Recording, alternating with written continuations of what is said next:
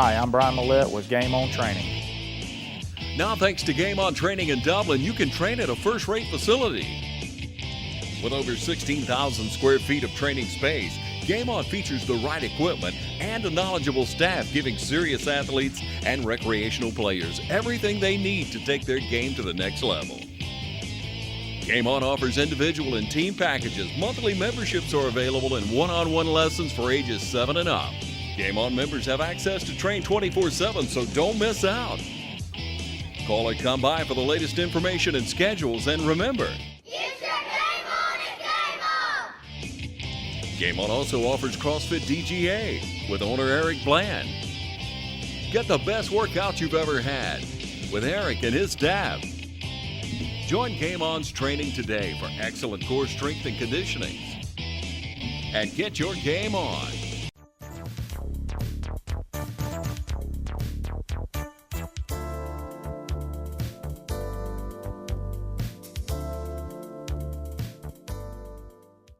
Hi everyone, we'd like to welcome you to Real Talk. I'm your host, Pat Terrio. You know it's baseball season, and who loves baseball like this guy right here? We've got Brian Mallete with us today. How are you, Brian? I'm doing fine. How are you? Doing very well. We're here at Game On. This place is awesome. Yes, ma'am. We've had this place for about 8 years here, and recently that Lester Miller has taken over from Bullpen Athletics and bought this facility and turned it to Game On, which he owns another facility in Byron, which is really, really nice. But Lester's been very good to us. He's been very good to our community, allowing kids to be able to do things that they ordinarily wouldn't have been able to. Right, right. As you look around this place, it's just, you wouldn't even think it's Dublin. How cool it is. It's crazy because a lot of people don't even know that we're here, but like me, just kind of tucked back in the back of way back in the back of Southern Pines. But like I said, we've been here for about 8 years. We offer baseball, softball, and team stuff for lessons, packages for teams to be able to play under, use our facility.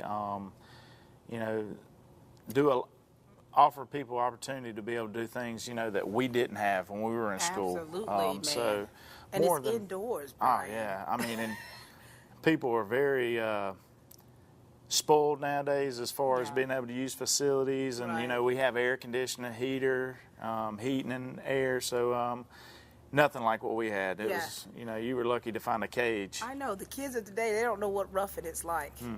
Brian, can you turn the air up, man? And my favorite saying to kids, because we try not to turn the air on too much, but, there's no air conditioning out there on the field. So, you really want kids to get in here and get sweating and really stay active. Right. I think more than anything, there's so much more out there today than when we were in school. Yeah. Kids need to learn to get into something and stay in it, find a hobby, do something, keeps them out of trouble. Sports is a good avenue for kids to stay busy, and it's a good lesson to learn as far as for kids to be. They can work on being accountable. Right. Things like that, and life's not easy. Everybody has, not everybody wins in life. Not everybody, you have to deal with baseball and softball is really different than any other sport because, you're going to fail more than you succeed. So if you can, it's going to be how you deal with failure more than anything, and that's a good life lesson. It really is, and we're glad to be here, sitting here with you because it's like. You're like a hometown hero to us, because there's so many kids out there that aspire to be a professional player, and we're looking at you right now, Brian, and it's like, and we know that you have so much information and just from your life experiences, of what you've gone through to go from that little kid here in Dublin, Georgia, to playing in the big leagues, and so we want to talk about those things. So you're going to have to brag on yourself just a little bit. It's crazy because I can remember whenever I was coming up, and everybody that comes in the door, I mean, it's just a natural thing for you to want the best for your kid. Right. You know, I have a 3-year-old now, about to have another baby in April. And, you know, I want the best for them also. Does that mean they're going to be Major League Baseball players? Probably not. The odds are they're probably not going to be. But you too, you know, you want, you know, like for my youngin', for my child, I want him to get in something and stick with it, to be the best he can be, you know. But going back to, you know, where I came from and what, you know, I went to Dublin High School, grew up in the county. Right. I went to Dublin because my aunt taught at Dublin High School, so that was my drive. That was my ride every day. Right. So it wasn't like I chose Dublin over anything else. Get to school early. Yeah, exactly. But you know, I feel like I had a pretty good career at Dublin. You know, at the time, Dublin had a really good baseball program. It's kind of switched a little bit now. West Lawrence is pretty much the baseball school in the county. But our county, we're very blessed to have a big county. Right. But Dublin offered me the opportunity to go to college too for being there, playing baseball. And I went 2 years to ABAC. Then from ABAC, you know, I felt like I was going to be, you know, after my sophomore year or after my freshman year, I had a really good year. I think I was like the top 50 junior college players in the country. That's awesome. And, you know, it was more off of hitting. It wasn't pitching. But you went as a pitcher. But I got drafted as a pitcher. So it was kind of crazy. I know people now, they bring their kids in to work with me, and they're like, hey, you know, what do you know about hitting? And I'm like, man, Then you have to pull out your stat yeah, card. then You I have had to to pull show, out your card. or I had to show them that I can still hit. Right. But, you know, that's just part of it. You know, I did pitch a little bit in college, but really, when I signed at Kennesaw from ABAC, it was more as an outfielder. Really? So I ended up playing at Kennesaw. You know, that year I think it was '96. I led off, played center field, and that year we won national championship. That's awesome. So it was kind of cool. And then, you know, I had a couple of opportunities to where I could leave and go play pro ball, and I ended up getting drafted. You know, and I'll never forget it, the time that, you know, I went to a closed tryout with Milwaukee. Russ Bove, who was a cross-checker with Milwaukee at the time, he calls me on the phone one day, I think it was like a Monday evening, and says, hey, I need you to meet me at this high school. We're gonna work you out. I said, okay, because I'd already been to about 4 or 5 different workouts, and I kind of knew what to expect. What to expect. Right. So I carry my bat, my cleats, you know, and I get there, and he looks at me and goes, you won't need your bat. And I was like, what? And but it was kind of neat, and it kind of put a different perspective on it. You know, and it was crazy because he looked dead at me and he goes, you know, I want you to get up on the mound. I want to make sure your arm's not hurt. He said, I don't care if you throw a strike. Wow. So I didn't. I mean, he had a little guy that was catching me that was, I think the kid played second base in college. He wasn't even my catcher. Right. And thank God they had a fence about 4 foot behind, because the fence caught more balls than he did. So, but, you know, so I kind of got a different look on professional baseball when I got drafted. I got drafted in the 26th round. And, you know, it was, I didn't know what to expect because I wasn't a pitcher really. I mean, I pitched, but, you know, I was more of a thrower. I threw hard. So I didn't know what to do whenever I got signed, and I went to Arizona, went to mini camp, and the tough thing was get there, and all these guys had been pitching, and all these guys had been playing baseball, and here I am. I'm, you know, just a small town guy that had some success in college, and, you know, I'm going up against and seeing guys that, you know, played at LSU, Auburn, Georgia, Stanford, you know, and here I am went to ABAC and played at Kennesaw, and a lot of these guys had no idea where those schools were at. So, you know, but it's a good testament to how hard work and, staying out of trouble, Yeah. and because there's a lot of things that you can get into, but working really hard, and talent will only get you so far. Right. There's a lot of talented guys in professional baseball, but at some point you gotta outwork them, and that's Yeah. that's the beauty of it, and breaks. I mean, you got to have some breaks and some Right. people that like you, and thank God that worked out for me. So Absolutely.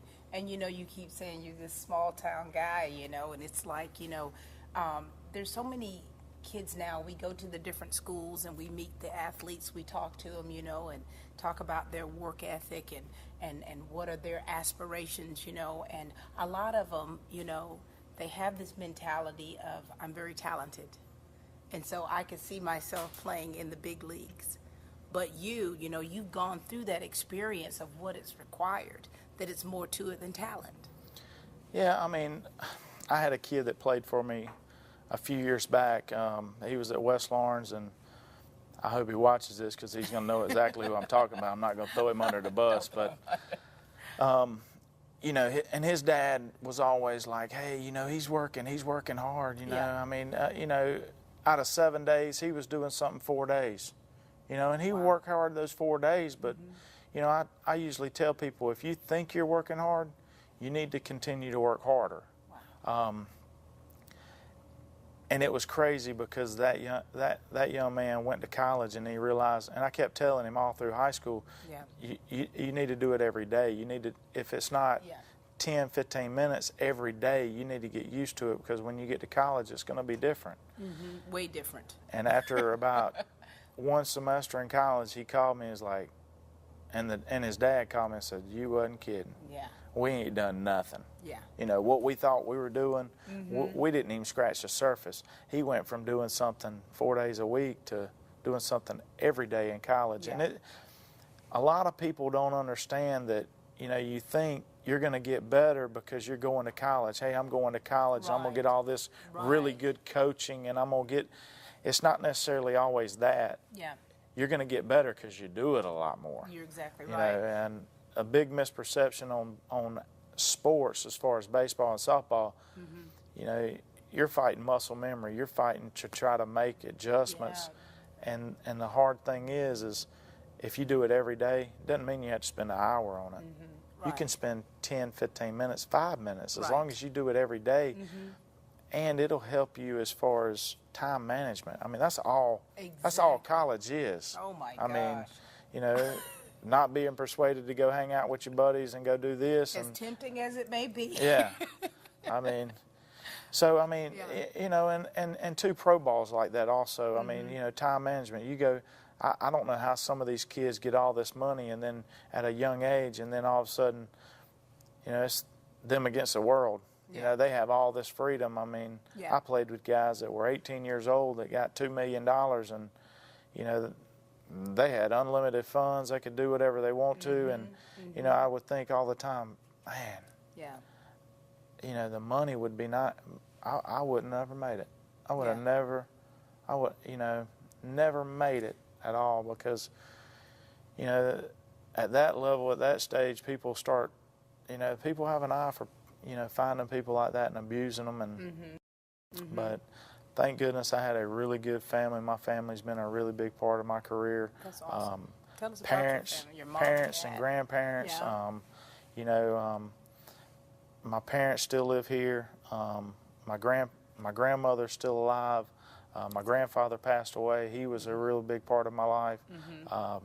Without them being able to allow me to go do things, and from the financial standpoint, they've just been a really big part of my life as far as athletics. And that's good. We were talking to some of the athletes at the local schools here, and we talk about how important it is to have the support of your family. And not every athlete has that. They can have the gifting, they can have the talent, but they don't always honestly have that type support, or have the resources to be able to go to the good camps, to get all of the different equipment and different things that they need. Yeah, I mean, you think about it now. If you were to go buy an average bat, that's $250. A glove, $150. And then lessons and then all this. I mean, I tell kids all the time, you know, whenever you have the financial means or, you know, parents look forward, you know, are able to do that, because not everyone is. Right. You know, that's a big part. You know, we try not to, I mean, I work with people all the time. I try to help people. I know people come across hard times. You know, everybody, I tell kids all the time that, you know, if college baseball is what you want to do, you know, there's a place for you to play college baseball. There's somewhere out there that you can go play college baseball. You know, it may not be the place it may not be the University of Georgia. Right. You know, it may not be the University of, you know, or Georgia Tech. You may have to go to ABAC. You may have to go to Andrew. You may have to go to some of these smaller schools. But there is a place for every child that if they want to go play college baseball, there's somewhere out there for them. Absolutely, there is. And you know, and have you noticed how you say, like, when things were different from how we grew up? You know, now with all of the social media and technology, you know. I mean, you know, yeah, I just think about things that make me laugh. I mean, you know, I can remember whenever my version of travel ball was playing with a group from Macon, and we carried a boom box in the dugout, and they turned that, and these kids, I asked a kid the other day, I said, y'all need to get y'all a boom box. They looked at me like, what is that? I was like, that is so hilarious. You know, that was the thing. That was the thing. I mean, but you know, with your mixtapes. Yeah, I mean, so you know, things have changed. Oh my goodness, things have changed. But kids nowadays, you know, you got Facebook, you got so much social media out there that it can either work really good for you or really, you know, against you. You know, and it's like the media out there and their perceptions of what's, you know, of role models. You know, you see that in professional athletes and you know, musicians and things like that, and they want to emulate that. Yeah. Do you think that's you know, that's good to have role models, but do you think sometimes it can be skewed a little bit as far as like what is or who is a good role model for the kids? Yeah, you know, role models, that's a kind of a tricky, I mean, whenever I think of a role model, I think of someone that doesn't get in trouble, doesn't, you know, don't, you know, not out at 2 or 3 o'clock in the morning howling at the moon, but but you know, you got to look at everybody's situation, where they come from. You know, I try not to compare myself. I know it's tough. I hear people all the time. I don't think I'm better than a lot of people. I did when I was on the baseball field. That's just the mentality that you pretty much have to have. There's a huge difference between being confident and cocky. But as far as sitting here, I think it's crazy sometimes that people go, man, you're a good role model for kids.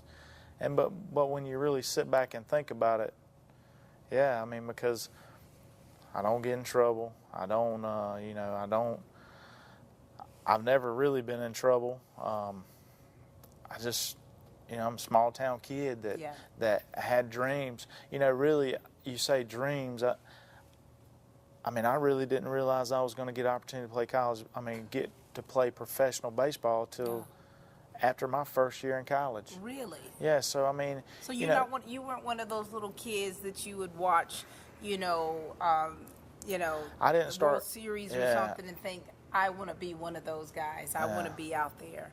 Well, they didn't have. I don't know if they had Little League whenever I was coming up, but you know, I mean, I didn't start playing baseball till I was probably 13 years old. So I was kind of behind the 8 ball on that. Right. So, you know, it took me a while to get, you know, used to baseball, and what I considered baseball was totally different than everybody else. Was just rear back and wing it.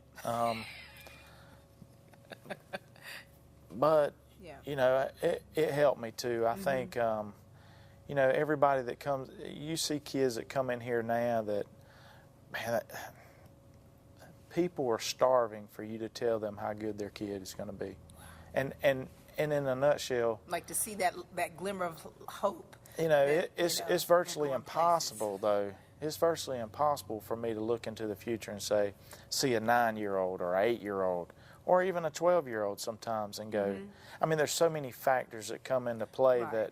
that, probably the most important. Young men are going to find out what women are about. They're going to find out. I mean, and that's going to. And I mean, you that's found going to. out what they I were mean, about. well, Maybe and be honest with you, you say that. I mean, there's a lot of good players that have gotten out of baseball because of their girlfriend, their wife, their fiance, their significant other. I mean, Yeah. so It's true. It's true, and I mean, be honest with you, that's why one of the main reasons I really didn't date or anything while I was playing. I did, Right. I tried to stay focused. I mean, it's tough sometimes, but Yeah. I didn't get married till I got through playing. About 4 or 5 years after I was through playing, baseball, retired. So. Wow. Well, you remember the line in the movie Rocky when he told him, he said, "Girls weaken legs, Rocky." Yeah. That was like a true sentiment. Yeah, I mean, That you have to stay focused regardless, because there are going to be distractions, whether it's women in your life or or men, if you're but it's like they're going to be distractions, and you have to be able to stay focused and keep your eye on the prize. and for me, I mean, and it was my philosophy on it. I had to work so hard at it while I was doing it. I really didn't have the luxury of. I couldn't imagine dragging my family through, Wow. coming home at basically pretty much 11 o'clock, getting through at 11, being home by 12, being gone 6-7 days in a row Yeah, on the road yeah. trip. You're not going to drag your family through that. Yeah. For me, that just wasn't. I mean, some people do it. I got really good friends, guys that are still playing. Their families are with them, and that's awesome. I commend them on Right, that. right. I mean, that's a true testament of, your family. But Yeah. for me, it would have been tougher on me because now I look back and every morning I wake up my son, and I try to spend as much time with him as I can, and I just could not imagine being gone for 7 days Without seeing without that them. face. Yeah, without seeing my family. Yeah. That would be really, really tough. And not having that on your mind. Exactly. I mean, for me, when you're away from them like that. when you're away from them. We're going to stop right there. We're going to pause. We're going to take a commercial break, and we'll be back, and we'll talk about your family and how important it is to you, and then your life now. All right. We'll be back in just a moment, everyone, with Brian Mallete. We are back, ladies and gentlemen, with Mr. Brian Mallete, and he has just been sharing some of his wisdom about his career as an athlete, and now here he is. Your life now, how is it as compared to how it used to be? Now that you're married, you've got 1.5 kids. You got one coming up on the way. It's changed a lot. It's awesome. I wish I would have been able to start earlier in life. I've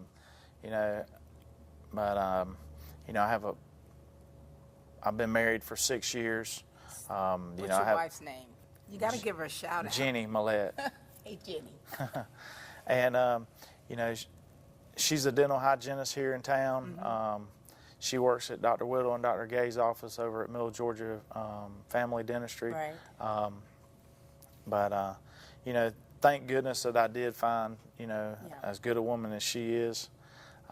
We've been blessed. I mean, we have a 3-year-old now, Cannon, and we have a little boy in April. That's going to be so April awesome. the 10th, and I have another Are little you boy. super excited? I'm super excited. Time gets away from you so fast now that it's sad to say, but I don't even know if we've really nailed down a name yet. Right. I can't express enough to you that how quick time flies. I know. Well, I mean, I'm I feel like I was just in high school sometimes, and then I look back and I'm like, whoa. Yeah, but it's been a minute. Yeah, I'm not a spring chicken no You're more. not. So Well, if you're not a spring chicken, I must be barely clucking. yes. And so, what are you doing now? We know that you got a wonderful family, and you're at the Parks and Recreation. Yes, ma'am. That's probably one of the, a lot of people would think baseball is one of the best things that ever happened to me but it has opened up different avenues for me. really, that might be the best thing that's happened to me. Being able to have a job that through our hometown and everything with Dublin Lawrence County Recreation Authority, and Danny Jones. Danny Jones has been, such a big part of my life as far as I tell people all the time. He reminds me a lot of my grandfather. So that speaks enough in its own. But I tell people all the time, I feel like I got the best job in the world. I get to, I get to maintain all the fields and parks in Lawrence County. I'm on a baseball field pretty much all week. I do have to deal with the public, but not as much as Spook and some of the front office people. But then I get to come over here and do something I love and offer something to kids that we didn't have. It couldn't be any better, really. I mean, how many people enjoy their job, love their job? There's a lot of people, that can't stand to go to work. Exactly. The spirit of dread hits them. That's not I mean, I look forward to getting up and going to work. Awesome. It's truly blessed. That's wonderful. How do you balance things, because you got your work that you do, you got your family. How do you balance things out? I got a great wife. She allows me to do a lot as far as like being up here and, this with Game On, it really doesn't start. My stuff here doesn't start till usually about 3:30, 4:30. So, and usually like last night I was here till 8:30 at night. So, and I live 30 minutes pretty much away. So when I roll in at home, it's 9 o'clock, and I walk in there and my son is basically going to sleep. Right. Should be, but we have a little ritual that we wrestle. He calls it dog pile. So we wrestle. We usually have to do that before he goes to bed. So some nights I get home early. Right. Like on Wednesdays I'll get home early. But my wife has been awesome. I do a lot of traveling through baseball. We do travel teams with Game On, at every age. Right. I coach 2 different teams. We probably have the #1 14-year-old team in the state. That's awesome. Kids from all over. I got kids from Tennessee to Alabama to South Georgia to Middle Georgia. 4 or 5 kids from Atlanta. Right. I mean, so it's not that we just touch kids in Lawrence County. We have kids from all over. That is awesome. It is. It's you don't realize how far out you can get with baseball. I mean, I have kids that come to me from everywhere. So. And I'm sure that's very rewarding for you to be able to give back like that. Yeah, because I keep saying it, but we didn't have this. We didn't have the facilities. Nobody was giving lessons. I can remember being taught in high school, and what I was taught in high school, what I thought was, everything. Yeah. Wasn't even, but baseball has evolved too. Yes, of course. Baseball has evolved a lot, so it's changing, and it continues to change. Absolutely. So, And we're changing with it. Yeah, I mean, you're crazy not to. Absolutely. So We'll be with our boom boxes. Yeah. Sitting on the stands. Yeah. Well, this has been so much fun, Brian. Thank you so much for sharing with us out here about your life and how you're still being effective. Yes, ma'am. And the life lessons that you have learned through the years and how you're helping the young ones out there today. So thank you so much for joining us today. Thank you. All right, that's all the time we have for Real Talk. And ladies and gentlemen, please keep watching.